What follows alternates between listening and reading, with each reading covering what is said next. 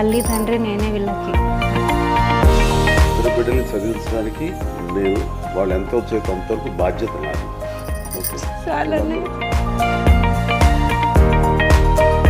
మీకోసం ఇంత కష్టపడుతున్న అమ్మని మంచి చదువుకుని మంచి ఉద్యోగాలు చేస్తే మీరు అమ్మని సుఖపెట్టచ్చు.